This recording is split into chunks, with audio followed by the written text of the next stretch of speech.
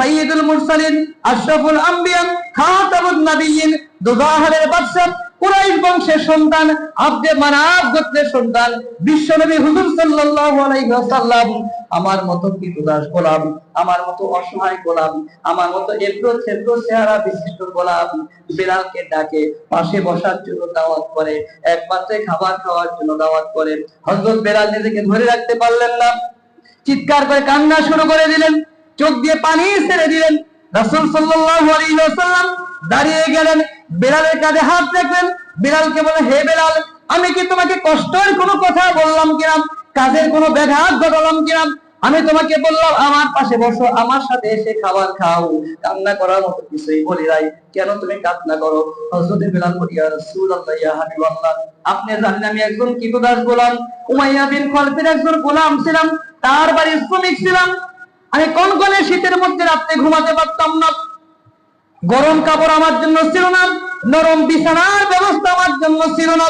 আমি কনকনে শীতের মধ্যে সারা রাত নিদ্রা যাপন করতে পারতাম না, ঘুমাতে পারতাম না। সকালবেলা আমার মালিককে বলতাম, মালিক আমার এত কষ্ট হয় শীতের মধ্যে ঘুমাতে, আমার তো ঘুম আসে না, আমার জন্য এক টুকরা গরম কাপড়, এক টুকরা নরম বিছানার ব্যবস্থা করা যায় কিনা?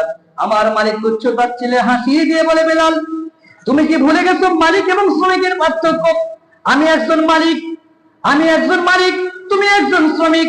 মালিকের বিছানাটা নরম হবে, মালিকের বিছানাটা গরম হবে, আর পাশাপাশি শ্রমিকের বিছানা নরম হবে, গরম হবে। তাহলে মালিক এবং শ্রমিকের পার্থক্যটা থাকে কোথায়? মালিক শ্রমিকের পার্থক্য আমাকে ধরে রাখতে হবে। মালিক এবং শ্রমিকের পার্থক্য ধরে রাখার জন্য তোমার রাতের বেলা ঠান্ডার মধ্যে ঘুম হোক অথবা না হোক, আমার পক্ষ থেকে এক টুকরা গরম কাপড়, নরম বিছানার ব্যবস্থা সম্ভব হবে না। বলেন নাউজুবিল্লাহ। ইয়া রাসূলুল্লাহ, ইয়া হাবিবাল্লাহ, আমি কষ্ট পেয়ে চলে যেতাম, নিজেকে মানুষ মনে করতাম না। আমি মনে মনে ভাবতাম পৃথিবীতে যারা মালিক শ্রেণী মানুষ তারাই মনে হয় মানুষ। এই পৃথিবীতে শ্রমিক হিসেবে জন্মগ্রহণ করেছেন, কৃতদাস গোলাম হিসেবে যারা জন্মগ্রহণ করেছে তারা মনে হয় মানুষরূপী কোন প্রাণী হতে পারে, মানুষরূপী কোন জানোয়ার হতে পারে। কিন্তু আমি কি খেলা দেখলাম? আপনি হলেন সাইয়্যিদুল মুরসালিন, আপনি হলেন আশরাফুল আম্বিয়া, আপনি হলেন রাষ্ট্রের প্রধান, আপনি হলেন রাষ্ট্রপতি। রাষ্ট্রপতি যখন আমাকে আহ্বান করে, আমি আর নিজেকে কন্ট্রোল করতে পারি না। আমি কি বিষয়টা স্বপ্নের মধ্যে দেখি নাকি বাস্তবে দেখতেছি, এইটা চিন্তা করে চোখে পানি ছেড়ে দিলাম। ইয়া রাসূলুল্লাহ, ইয়া হাবিবাল্লাহ, আমি ইথিওপিয়ার লোক হওয়ার কারণে আমার পায়ের গোড়ালি শীতকালে ফেটে যায়। আমি সকালবেলা ঠান্ডা মাটির মধ্যে শীতকালীন সময় হাঁটতে পারি না, আমার পায়ের গোড়ালি দিয়ে টপ টপ করে রক্ত ঝরে, বালুগুলো তার সাথে লেগে যায়। আমি আমার মালিককে বললাম, মালিক আমার, আপনি কত সুন্দর জুতা পায়ে চলাফেরা করেন, আমি আপনার সারাদিন খেতে খাওয়া কাজগুলো করে আমি দেই, কিন্তু আমার পায়ে কনকনে শীতের মধ্যে জুতা না থাকার কারণে পায়ের গোড়ালি গুলো ফেটে যায়, একজোড়া জুতার ব্যবস্থা করে দেওয়া যায় নাকি? আমার মালিক বলতো, বেলাল, তুমি কি মালিকের পরিচয় শ্রমিকের পরিচয় ভুলে গেছো নাকি? আমি একজন মালিক, আমার পায়েও জুতা থাকবে। তুমি একজন কৃতদাস গোলাম, তুমি একজন আমার পারিশ্রমিক, তোমার পায়েও যদি জুতা থাকে, মালিক এবং শ্রমিকের মধ্যে কোনো পার্থক্য খুঁজে পাওয়া যায় না। যার কারণে মালিক এবং শ্রমিকের পার্থক্যটা ধরে রাখার জন্য তোমার হাঁটতে সুবিধা হোক অথবা অসুবিধা হোক, সেটা আমার দেখার বিষয় নয়। আমি শুধু এই সমাজের মধ্যে মালিক এবং শ্রমিকের পার্থক্য ধরে রাখার জন্য তোমার পায়ে এক জোড়া স্যান্ডেলের ব্যবস্থা করে দিতে পারবো না। বলেন নাউজুবিল্লাহ। ইয়া রাসূলুল্লাহ, ইয়া হাবিবাল্লাহ, আমি মুখটা নিচের দিকে, মাথাটা নিচের দিকে দিয়ে আল্লাহকে বলতাম, আল্লাহ, আমাকে কেন শ্রমিক হিসেবে পাঠালেন?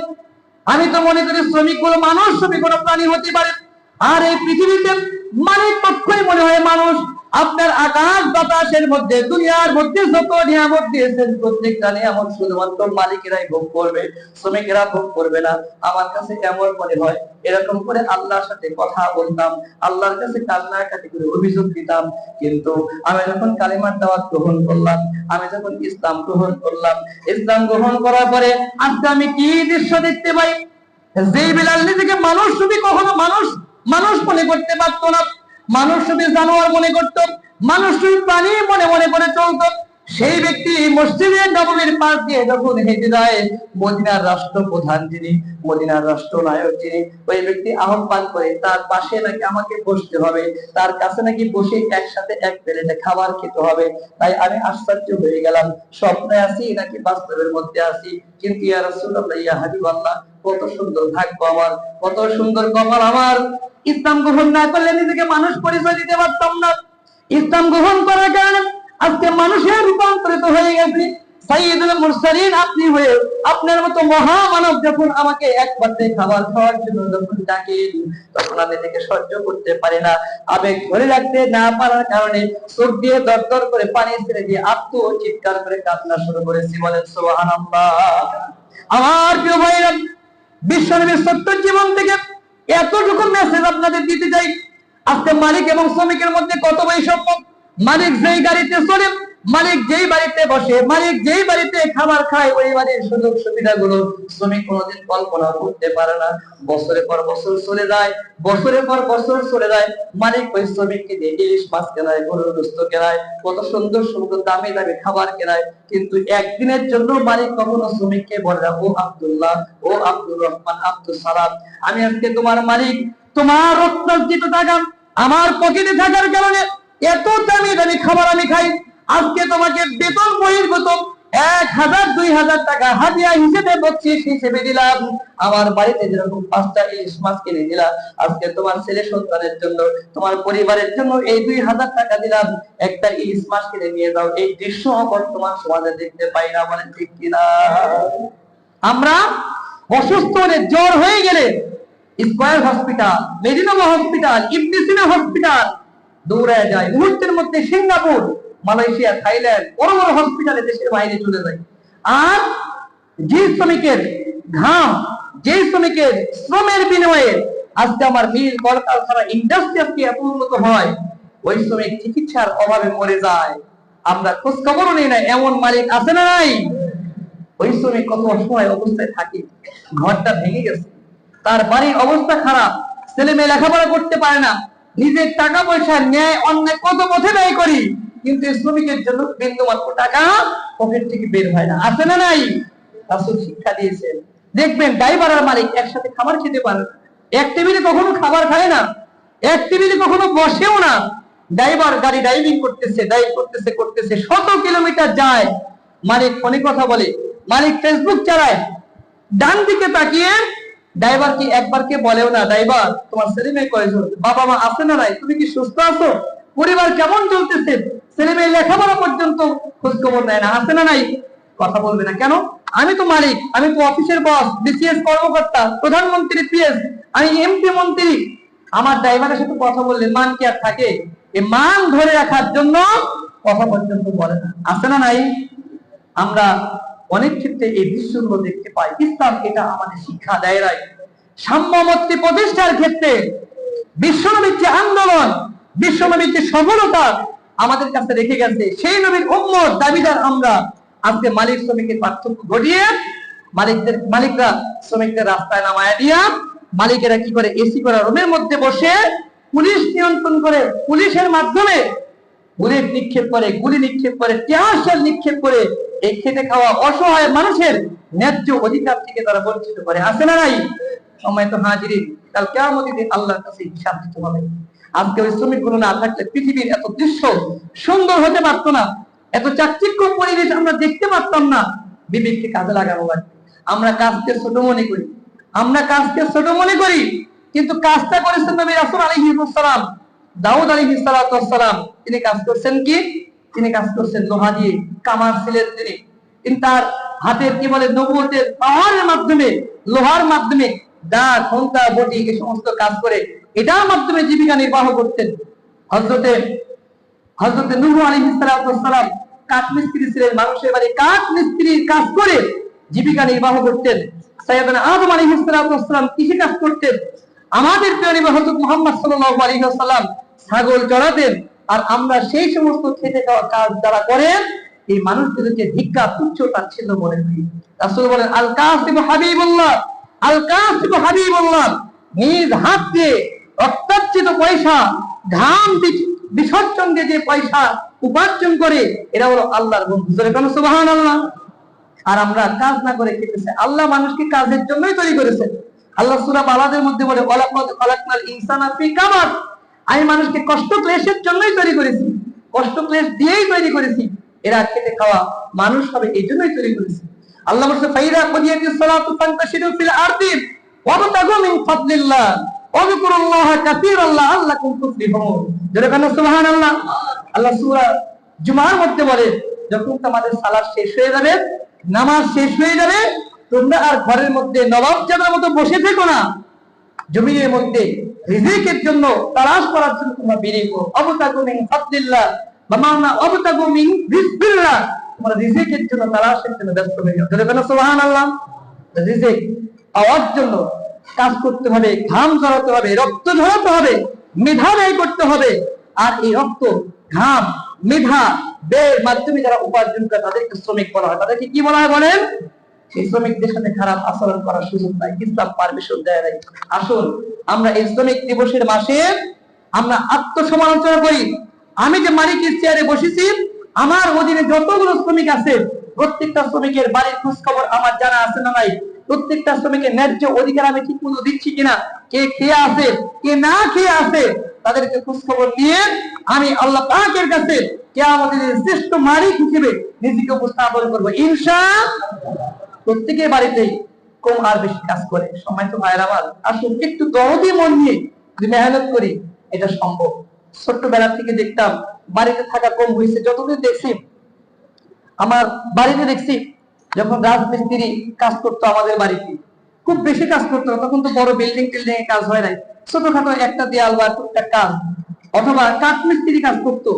যেই কাকা আমাদের বাড়িতে নিয়মিত কাঠমিস্ত্রি কাজে লাগলেই ওই কাকা কাজ করতো। উনি আজকে এখানে থাকলেও থাকতে পারেন, তিনি ভালো করে বুঝবেন। আব্বা বলে দিচ্ছেন, আজকে একটু স্পেশাল বাজার করবা, তোমার এই কাকাকে নিয়ে দুপুরে একসাথে খাবার খাবা। তো আম্মাকে বলে দিচ্ছে একটু আচার টাচার দিয়ে ডাল রান্না করবা। ওই যে আমরা মেহমানকে যেরকম বাজার করে খাওয়াই, ওই কাঠমিস্ত্রি ওই কাকা যেদিন আমাদের বাড়িতে কাজ করতো, আব্বার নির্দেশনা একটু ভালো বাজার করবা। বাজার টাজার করা হয়েছে। এখন দেখি যখন আমাদের সময় আব্বা অফিস থেকে চলে আসছে। কি ব্যাপার আব্বা, আগে চলে আসেন? আব্বা বলছে, আজকে তোমার কাকা আছে তো, ওনাকে নিয়ে একসাথে খাবার খাবো, এটা রাসূলের সুন্নাত। উনি আমার বাড়িটা সুন্দর করে দেওয়ার ক্ষেত্রে মেহনত করতেছে, আমি একটু ওনার প্রতি একটু ইহসান, আমি একটু ওনার প্রতি সম্মান প্রদর্শন করার জন্য আমি চাইছি ডাল ভাত যাই হোক একসাথে খাবার খাবো। আমরা খাবার গোছায় দিতাম, আব্বা আর আমার মিস্ত্রি কাকা একসাথে খাবার খেত, মাছের মাথাটা ওনার মাথা ছুঁচায় দিত। এটা কেন বললাম? আমাদের শিখাইছে, আমাদের শিক্ষা দিচ্ছেন। কখন আমরা কাঠমিস্ত্রি আসছে এ কথা বলি নাই, নাম ধরে বলতাম এই কাকা আসছে, এই কাকা আসছে, এই ভাই আসছে এই কাজের জন্য। এটা পারিবারিক একটা শিক্ষা দেওয়া দরকার। আমরা আমাদের সন্তানদের শিক্ষা দেব, আমাদের বাড়িতে যারা পরিশ্রম করে তাদেরকে শ্রদ্ধা করতে হবে, সম্মান করতে হবে, তাদেরকে নাম ধরে ডাকা যাবে না।